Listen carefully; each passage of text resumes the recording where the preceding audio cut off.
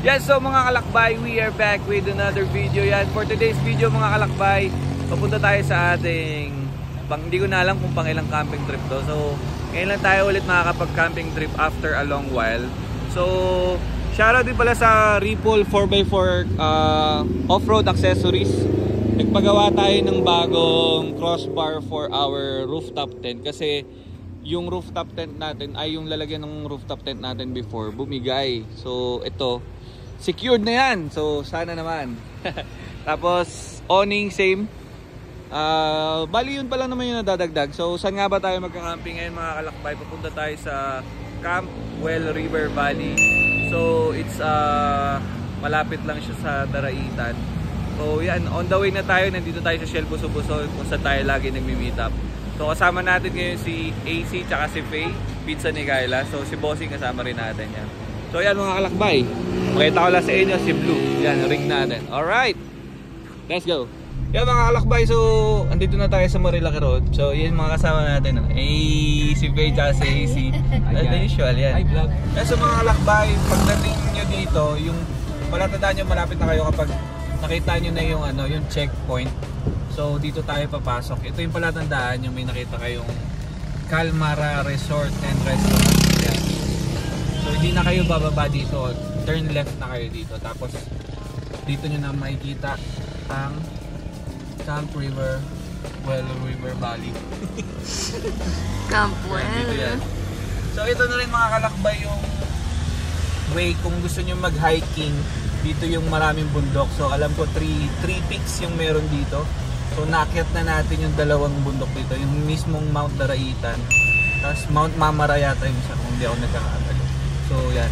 Yun din pala mga kalakbay, abangan nyo yun. Magkakaroon din tayo ng mga hiking content ulit. Kasi yung hiking natin before, medyo matagal-tagal na. Kaya kailangan natin sundan yun mga kalakbay.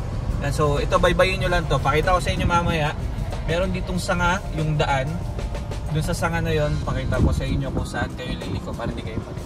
Alright. Kaya sa mga kalakbay, ito yung sinasabi ko na Y na road. So ito yung leading to the Daraitan. Yun yung papuntang ilog, yung may mga kainan. Tapos dito sa kabilang side, ito yung papuntang Camp Well River Valley. Yan, makikita nyo yung sign na yan. Yan, makikita kayong Camp Well River Valley. So dire-diretso yun nila. Magandaan mga kalakbay kasi yung mga napanood namin review 6 months ago, rough road pa, pero ngayon tingnan mo yung kalsada, ang ganda na. So still ginagawa pa rin nila, pero at least nabawasan na yung rough road na dadaanan na. So yan mga kalakbay, sa Camp Well River pala, ang rin is 4x2 friendly. Pero siguro kung merong high clearance lang, yun ang sinasabi nila sa group.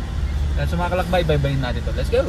Start na ng rough road ngayon. So onti pa lang yung nagagawang doon, concrete road. So pag ganito mga kalakbay, advice kung naka 4x4, so medyo malalim-lalim na rin pala siya. Yung sa may bungad, medyo hindi ko mare-recommend siguro kung naka-sedan kayo kasi medyo malalim yung papasok. So meron tayong allen kasi wala tayong pang so mano-manong air down.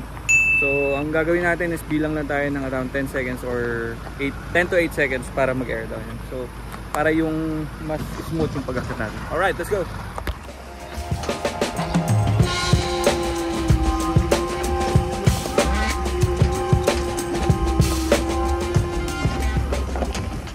Mga kalakbay, so medyo rough road lang siya, tapos medyo malayo siya from the main road, pero may makikita pa rin kayo na nakalagay na Camp Well River Valley. So, medyo talagang rough road lang no? So mga kalakbay, nandito na tayo ngayon sa Camp Well River Valley. So dito natin pipiliin sa may bandang baba na part para mas ramdam natin tsaka sulit ang ating pinunta. Meron din silang for camping dun sa may taas, pero dito pinili natin.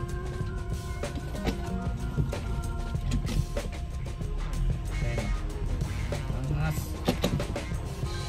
Diretso pa Okay.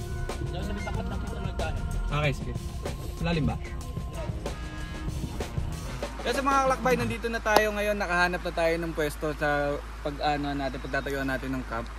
So dito natin pinili sa baba kasi yung taas, okay din naman. Yung taas, mas flat ground siya, tapos may mga damo-damo. Kaso, mas gusto ko yung scenery kasi sulit tingnan mo. Saka, ewan ko mga kalakbay kami lang yun dito ngayon. So hindi ko alam kung meron pang magka-camp mamaya.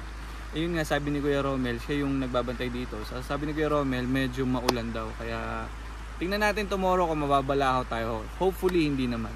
So yan, maganda rin naman dito sa baba. Pantay din yung yung paglalapagan natin ng mga awning, yan yung mga lutuan natin yan. So ngayon mga kalakbay, set up tayo. Tingnan mo sila AC, sila Peo. You know? Hey! Tinesting na agad yung yung lamig ng ilog. Yan, so tara mga kalakbay, set up na tayo ngayon. Let's go! Woo! Mga kalakbay, umakyat muna tayo dito sa taas ng Campbell River Valley. So para makita natin kung anong amenities nga meron. Kasama na si Romel, yan o. So si Romel ang ating guide dito sa Campbell River. So Kuya Romel, i-walk through mo naman kami kung anong, kunyari, kung saan yung mga pwedeng maligo, pwedeng mag-shower, and kung saan-saan pa. So ito kuya ay mga kubo. Yes, pag ito ba gusto namin gamitin, may bayad or wala? Wala po sir. Wala, pwede lang. Basta available siya. Yes sir. So kung if ever maraming campers tas taken na siya, depende na lang sa inyo kung mahiram nyo ba, parang ganun. Oo. So yun, may mga kubo rin, pwede nyo rin gamitin yan. Tapos ang mga shower area natin ay dito. So meron tayong 4 na, ano ba tawag doon? Cubicle. So may 4 tayong CR dito. Meron na rin siyang kasamang shower, may bidet, at yung toilet niya. Tapos may sink na rin. So nice. Tapos pag madilim sa gabi, may ilaw na rin yan mga kalakbay. So 4, hindi nyo kailangan magsisikan sa isa. Magantayan. So ano po yun sir? Bali 8 po siya. 8? Nasaan yung 4 pa? Ayun po yung isa. Ay, ginagawa po sir. Ayun po isa. Ayun po isa. Ayun po isa. Okay. So ayun mga kalakbay, nakikita nyo ng mga green. Shower din pala siya. And, CR na rin talaga siya. So 1, 2, 3, 4. So ito lang yung talagang ito ba yung nauna? Yes po. So ito yung mga nauna na So kung medyo crowded tapos kailangan nyo gumamit ng CR, meron pang ibang CR. So yan. Tapos tayo, nandun tayo sa baba. Kagandahan naman kung nandun ka sa baba magka-camp, ay may sink din pala dito kung gusto nyo maghugas. Kagandahan sa baba, meron siyang hagdan. Going up here, it's going down there. Tapos makikita nyo si Blue. Ayun, nandun si Blue. Ayun, naka-park. So yan. Set up na muna tayo mga kalakbay para mag-late lunch na rin kasi hindi pa kami kumakain. Alright, let's go. So mga kalakbay, doon na tayo mag-set up ng ating camping gears. So, the usual. Meron tayong rooftop tent, meron tayong awning. Tapos, yan, nadagdagan lang yung ibang gamit natin. So, sila Faye at AC, doon sila sa gilid natin. So, sa harap. So, ang ganda rin dito sa Campbell River kasi yung pwede mong paglatagan. Smooth lang. So, nandito yung malalaking bato. Nandito yung parang buhangin lang. Kaya hindi ka mahihirapan. So, kami, dito yung setup natin. Yan, ating rooftop tent. So, okay. Ang ganda rin nung natin, nung nabili natin na crossbar, this one. Kasi mas malapad na siya ngayon. So, yung lapat ng tent sa kanya, mas kumbaga mas stable na. Tapos, yung ginawa pa sa Ripple is nilayo nila yung space para pag yung niya, hindi siya masyadong maalog. Kasi yung before, medyo magkadikit. Tapos, awning, syempre yun. So may nakita rin pala ako sa mga kalakbay, RCM campers na 270 degrees na awning. Mukhang okay din yun mga kalakbay kasi yung tent is extended siya hanggang papunta sa likod ng Raptor. Okay din siya. Lalo na kapag medyo maulan-ulan. So yung panahon dito mga kalakbay, hindi naman umuulan pero umaanggi-anggi minsan yung ambon. Ano, kita mo pa rin yung fog. Okay. So sabi ni brother na guide dito kanina is may dadating na 35 packs. Ewan ko kung matutuloy pa sila. So yan. Ito yung tsura pala pag nandito ka na sa baba. Yan o. Mataas din. So syempre mga kalakbay, hindi pwedeng hindi tayo magpalipad ng drone dito sa ganda ng scenery na to. Yan, so mga kalakbay, tawagin natin, kalapati natin. Woohoo! Woohoo! Woohoo! Let's go!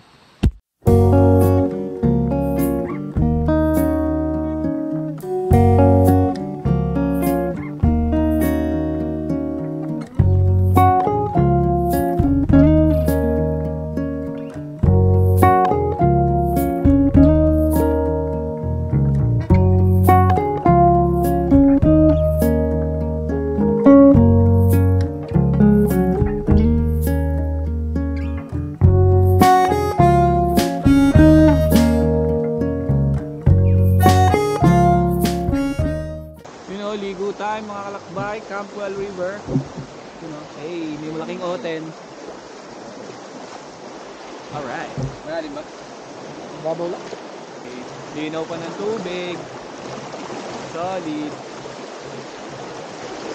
Hey! Campwell River. Bali. Solid. Yan, so mga kalakbay, it's already 6:30. So, ang ganda. Meron tayong ring light para sa ating camera. So, prepping tayo ng dinner. Ano natin, chef? Meron tayong, as usual, inihaw. Walang kamatayang liempo. Walang katampo. Oo. Easy to cook. Ating liempo. Crab and corn.